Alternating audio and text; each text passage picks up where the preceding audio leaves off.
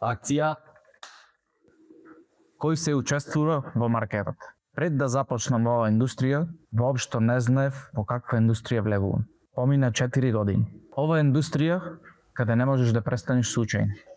Се повеќе и повеќе продлабочуваш и нема крај.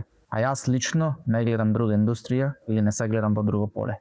Се прашувате кој се учествува во маркетот и кој го движи маркетот. Постојат два типа на маркети и не функционираат исто. Сте слушнале за Finite и Infinite, конечни и бесконечни маркети. Finite маркети или конечни маркети се реални физички производи. Значи има почеток и има крај. Пченица, нафта, злато, шеќер, кафе. Овие маркети имаат животен циклус. Производител, корисник и крај.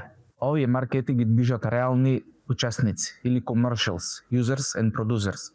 Луѓе што произведуваат и конзумираат. И тие не тргуваат од забава, туку купуваат и продаваат поради бизнис. А нивните позиции имаат огромно влијание на цената. Тие се толку големи што по закон мора да ги пријавуваат нивните позиции. А тоа е COT дата. Другиот маркет е Infinity Market, каде што нема крај.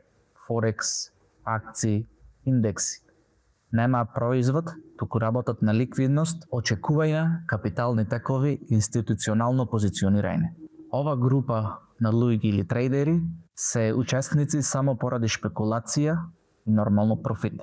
Finite Market се движи на реална понудувачка и потрошувачка, односно физичка потреба. Infinite Market се движи според капитал, односно ликвидност и шпекулација. Комодитети следат commercials и COT дата, за разлика од Forex, односно втората група, Forex Stocks Index, следат ликвидност, макроекономија, централни банки и цел макросвет. А ти ако не знаеш во каков маркет учествуваш или си, нема да знаеш како се движи цената и зошто.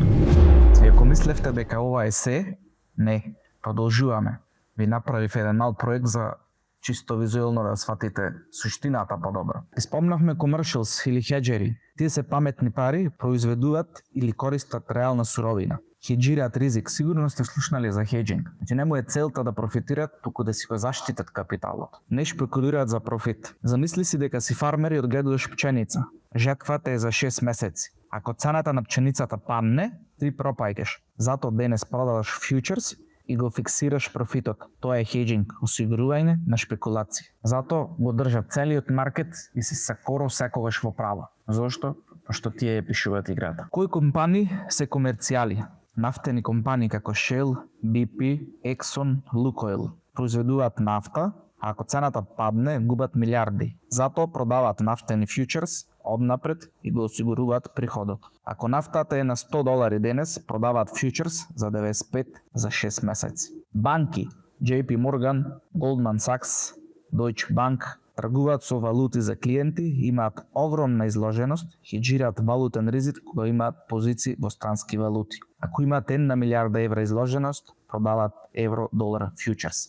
Сега тука морам да напоменам дека овие commercials, односно код репорт, следат индекси, значи следат фьючерс на самата валута. Не го следат евро-долар, туку го следат посебно еврото, последно доларот. Сигурно имате видено 6E, 6B на знака Dixi, значи следат фьючерс. Мора да напомениме, пошто како евро-долар валута не. Исто така морам да напоменам дека minor парови, односно каде што нема долар во парот, не следат. Следат секоја засебна валута. Али Euro, JPY, Audi, CAT, значи во нив нема фьючерс, односно не можеме да видиме.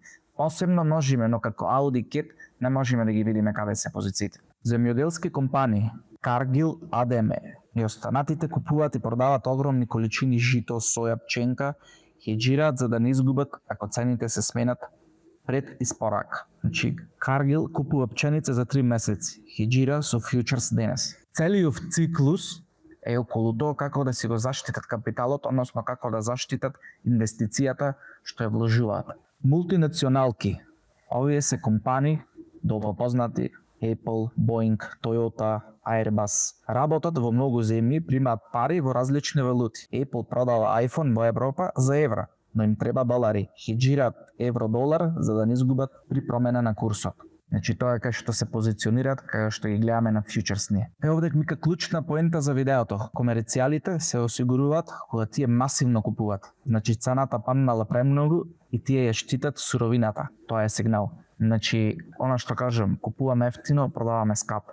Секогаш ова дата или индикатор е контра техничкиот дел што го гледаме.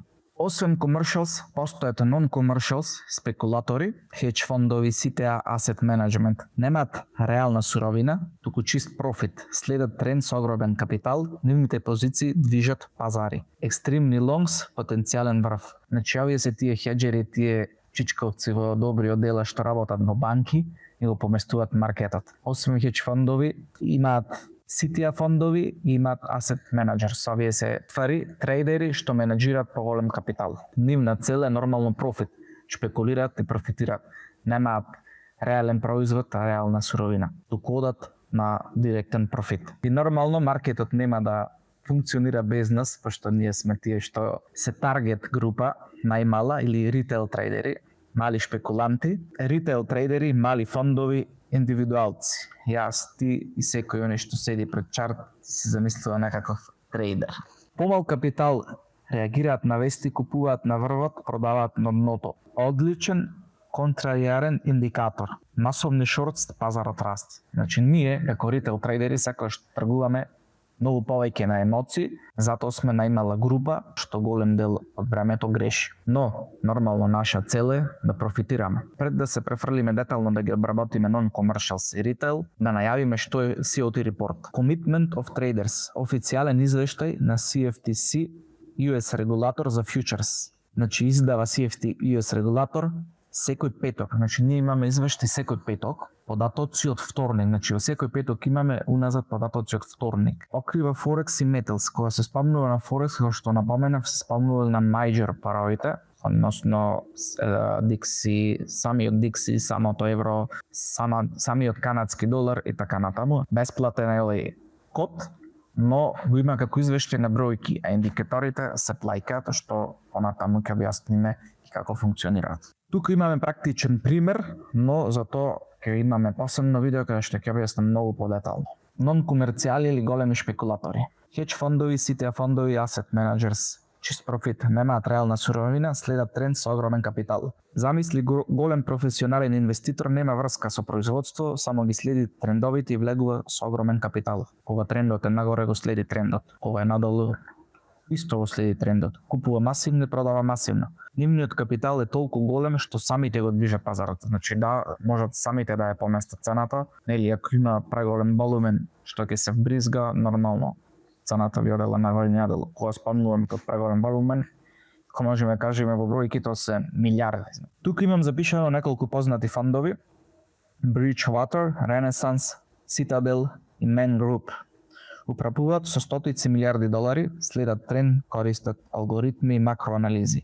Поседуваат со повеќе од 150 милиарди. Нивниот потек го движи пазарот. CTA фондови, Vinton, Man Excel, Commodity Trading Advisors, чисти тренд следачи. Влегуваат кога трендот е потврден, излегуваат кога се врти. Пример, ако евро-долар расте 3 недели, CTA автоматски купуваат повеќе. Имаме asset managers како BlackRock, Vanguard и така натаму, управуваат со пензиски фондови и штедени на луѓе. Ги хеджираат своите портфолија преку futures. Ако има 500 милиарди во акции, купуваат S&P futures за заштита. Истиот принцип како commercials, само овие што нема физичка суровина. Зошто ова група на трейдери се важни? Нивните позиции се јавно видливи во COT, кога се екстремно лонг, пазарот е преекстендиран. Историски, екстрем позиции близу до пресврт на тренд. Целта на ова група, освен да профитираат, е да го свртат трендот, односно да го најдат моментот со усогласување на commercials за пресврт на трендот. И да, не е тајминг, значи не кажува тука врти трендот, туку е предупредување, односно можна насока, нека трендот би се свртил, односно би фатил друга насока. Кога хедж фондовете се екстремно лонг и сите веќе купиле, кој останал да купи? Никој. Пазарот нема гориво за да продолжи нагоре. Тоа е знак за внимание, односно, како што спомнав, пресврт на трендот. Мали шпекуланти, ритейл трейдери или ние? Јас ти секој што гледа ова видео. Имаме мал капитал, реагираме на вести и тргуваме со емоции. Голем дел од нашето време сме на погрешна насока. Аналогија. Замисли почетен инвеститор гледа вести и слуша совети, купува кога сите зборуваат за тоа. Проблемот кога сите зборуваат, пазарот веќе поминал. Ритейл е одличен контраријарен индикатор, масовен шорт, пазарот расте. Овој податок може да го искористиме во наша полза. Односно, секогаш да сме на другата страна, да исследиме commercials и non-commercials, а да сме против ритейл трейдерите, зашто нели често грешат. Така да ние сме како знак на грешка, а ако знаеме да искористиме, можеме да бидеме од другата страна. Индивидуални трейдери, односно кои сме ние ритейл трейдерите? Индивидуални трейдери, луѓе со сметки под $100,000. Значи, овде е клучно, ако немаме голем фонд, односно ако немаме голем капитал, немаме потреба да регистрираме и да пријавуваме наши позиции, затоа се сметаме во ритейл групата. Така да не секој еден ритейл што е, не значи дека не знае да тргува. Туку тргува со помал капитал. Тргуваме преку MetaTrader 5, 4, C-Trader, TradingView и така натаму. Ево да реагираат на вести, YouTube, видеа, Twitter, X. Гледаат CNBC и купуваат кога сите велат buy gold. Тоа е мамка. Така да бидете опрезни. Во ритейл трейдери спаѓаат мали фондови. Фондови под 50 милиони, помал капитал, нема пристап до институционални алатки, следат исти индикатори RSA, EMA и така натаму, исто однесување како индивидуалните трейдери. Само овие се малку на поголем степен. Класична грешка, купуваат на врвот, продаваат на дното. Кога биткоин беше на 69,000, сите ритейл купуваат. Кога падна на 16, сите продаваат во фаник. Тоа е значи частата грешка што ја правиме сите, односно што прават ритейл групацијата, дел од ритейл групацијата, така да ова е емоционален трейдинг, Fear and Greed Index. Како да го искористиме се тоа? Ритейл позициите контраиран сигнал, како што кажав, да бидеме на другата страна на масата. Резиме, трите играчи заедно. Значи, мора да се следат сите групации за да формираме слика за да бидеме на правата страна. И да се подсетиме. Има commercials, има non-commercials, има retail трейдери. Тие се трите групи како учесници во маркетот. Ако ви се допадна ова видео, коментирајте и ставете ваше мислење. Ова е епизода 1 од серијалот што следува.